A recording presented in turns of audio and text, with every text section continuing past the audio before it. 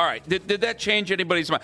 Because what I'm trying to do is we gotta live in the real world here, folks.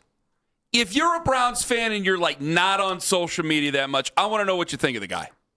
Because I do think that there are people who listen to us every morning, and God bless you, who they are hardcore Shedeur fans, and if they are going to say everything nasty they can about Brendan Sorsby, and then if they take Brendan Sorsby, they're going to want him out of here, Shedeur out of here, and the first thing smoking, they're going to demand a trade.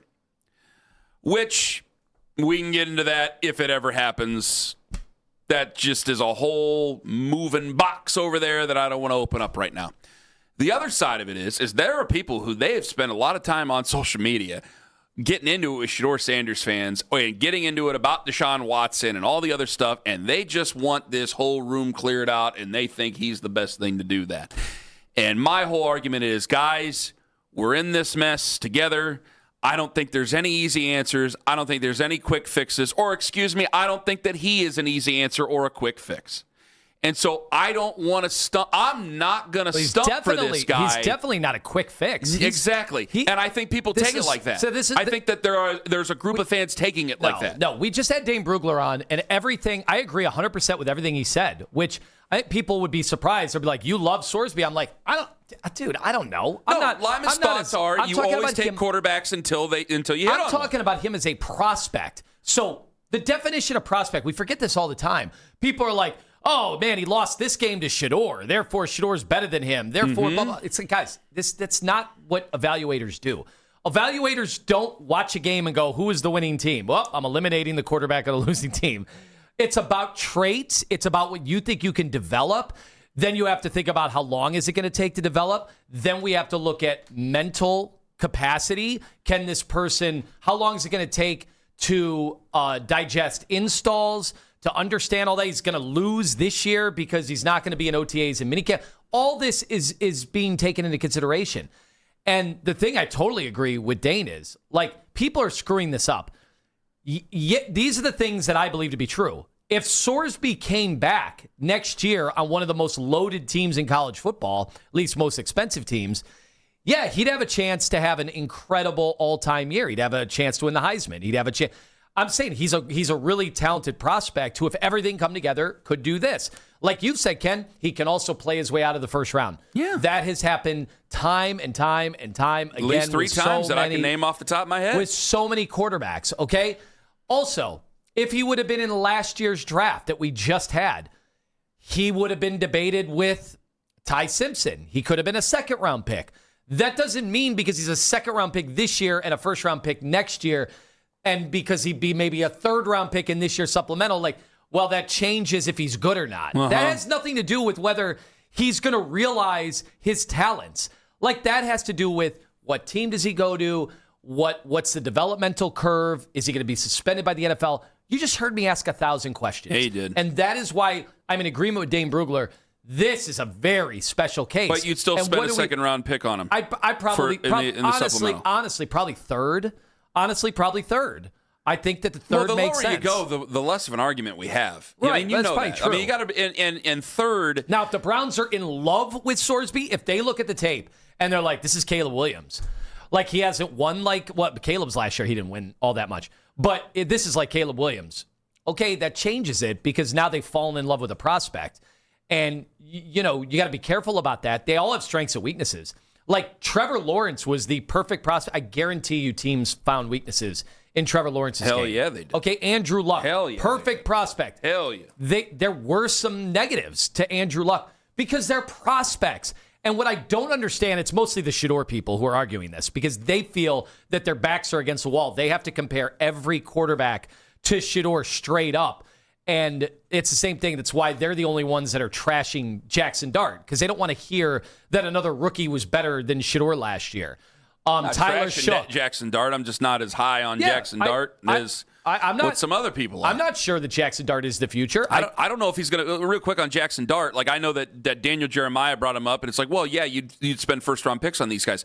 For Jackson Dart, hey, there's still. I don't think he's out of the woods. No, I don't either. I do think that there's a couple of questions about third down. Let me just say this. I just think that for Jackson Dart, if you don't start getting down after 20 yards rushing This league's out there, you're not long for this league. Yeah. Your best ability is going to be availability, and if you can't stay on the field, they're going to find somebody else. There you go. Yeah. There's where I stand on Jackson Dart. All I'm saying is, I don't need to go crazy on some of the other stuff. all I'm saying in all of this is, guys, and you're not going to want to hear this, Shedeur Sanders and Deshaun Watson in this quarterback room is not part of the discussion for these evaluators on Sorsby for the Browns. The Browns are not going to look at Sorsby and say, I don't know, we have Shedeur Sanders. That's not entering the equation if we're talking about a potential first round, second round talent, right? Okay, yeah. That's just not. Yeah, I see where you're at I on hate that. to tell you guys this. It's just not happening. Yeah, I see where you're at on that. And I don't know, the Saints. Tyler Shook had some great moments last year. Nice moments. I should say great. Nice moments last year. Tyler Shook is not going to be the difference in whether they want to draft You compare him Sorsby to 27. or not. You compare him to 27 because, again, this is what hurts, is that he had a whole year set up. And you ended up being right. Champions pose. I thought he was going to play college football this year. And Texas Tech giving him the $5 million, like, hey, we can't do this. Yeah, how about that, by the way? He might be able to keep all that money. They gave him, they're basically, I think they're going to give him the money just so he doesn't turn around and sue them. They just want to be done with this. How would you feel if you're an oil man who, and you've been pretty cutthroat your whole life and you feel like a college kid just stole $5 million from you? Well, sometimes the biggest gamble is to make $5 million for not playing football. It's pretty good. It's pretty good. Jeez. You're comparing him more to 2027 is what you're doing. Yes. You're right. Because I think as the Browns planned it out, you didn't know Brendan Sorsby was going to do all this. But as the Browns planned it out, let's see what they do in 2026. And I do believe this, I think they are trying to keep an open mind. It's just where we are at on our beliefs. If Deshaun does play well, then we have our own set of circumstances we have to go with. If Shedeur plays well, then we have a totally different set of circumstances to go with, and then we don't maybe have to worry about 2027. Or you understand this, depending on where they're at in the draft, you can always trade down and get more picks and put them around Shedeur. I mean, that's in the best case scenario because I'm looking at guys that are already in my uniform, right? But I compare Brendan Sorsby to 2027 guys, and this is what makes it such a difficult thing, is that I can't compare him down to down and game to game to all the other guys that are on this list because he ain't going to play. And the only thing we're going to be able to talk about is him in some training camp working with these guys if he's allowed the opportunity because we don't know how that they're going to do this yet, the NFL. I'm sure there's probably conversations with his lawyers right now. If he's going to declare, and it seems that he is for the supplemental draft, all right, how much is he going to be suspended? Is he going to be suspended? He should be, because that sets a terrible precedent. I agree totally with Albert Breer. So how long is he going to be suspended? What type of punishment is there going to be? Are you going to be allowed in the facility or not allowed in the facility? That's a key part. And he could have done himself so much where, yeah, if he were to play well, which you're always going to, terrible choice of words, you're going to bet on yourself and you're going to say that you're going to play well, then, yeah, I would look at him and go, if he did play well, I'd go, well, I know that Arch Manning has his detractors, but my God, you look at what Sorsby did in 2026. I'm sure Dante Moore has some detractors, but look at what Sorsby did in 2026. He doesn't have that opportunity now.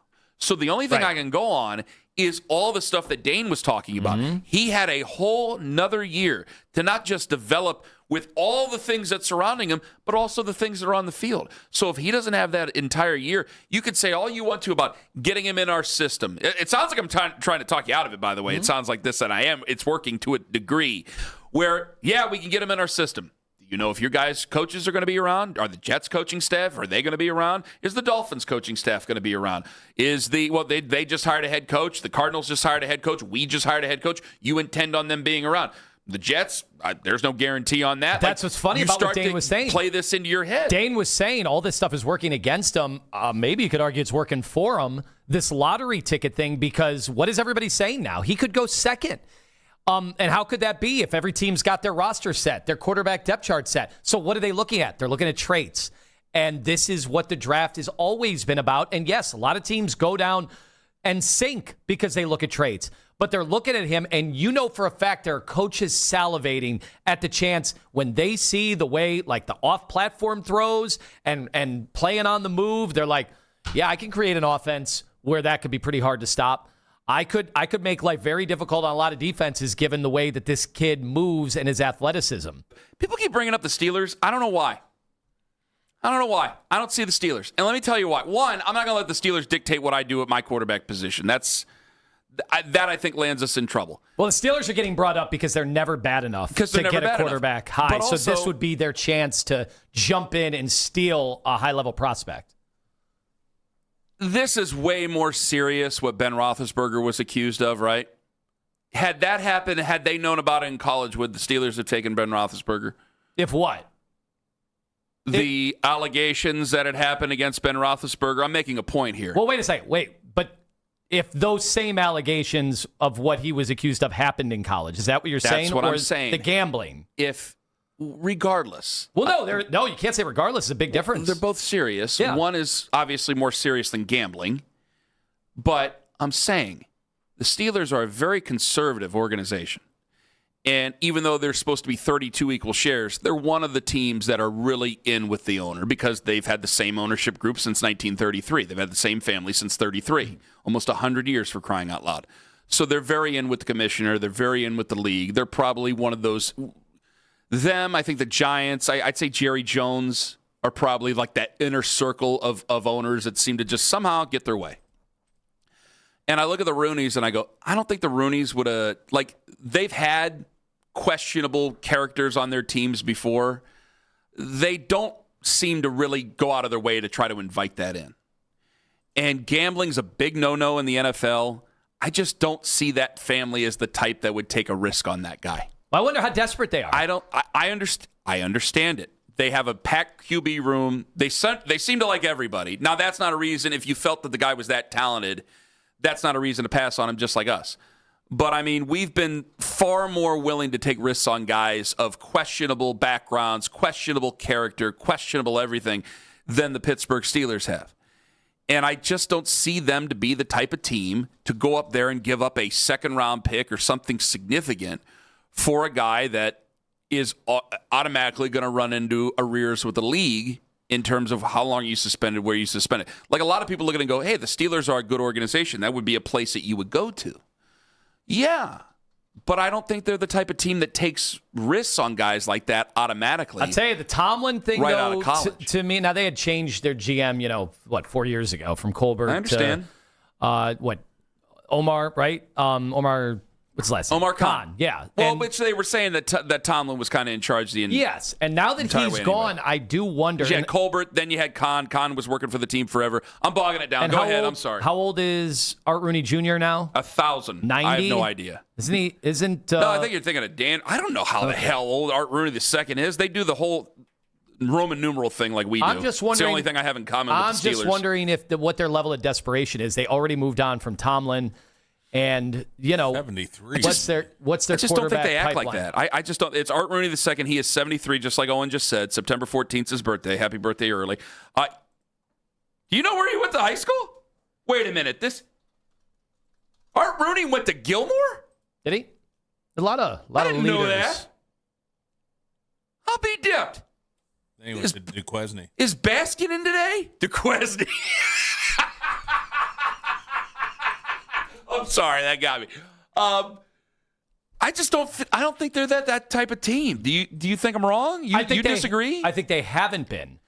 But the owner's still the owner, right? But I'm sensing just the way their fans have never been more over the malaise of the Steelers than they are now. You're right, and I wonder if at some point they buckle and they start to do desperate things. And again, if they take him in the second round, they can also move on from him. They can. Like this thought that if you take Sorsby, you're done for 5 years. That's the whole point of the supplemental. You're not. You're not putting your full-fledged investment in a guy. Their whole thing is, that's the difference between this and the traditional draft. That I disagree with. You think the supplemental's the same in terms of an investment as a normal draft? For the love of God. The whole point of the supplemental draft is to take a player that is only available in there because of risk. Historically, the Steelers have been a team. They have, because I've had to study them because you want to do things like they have, honestly.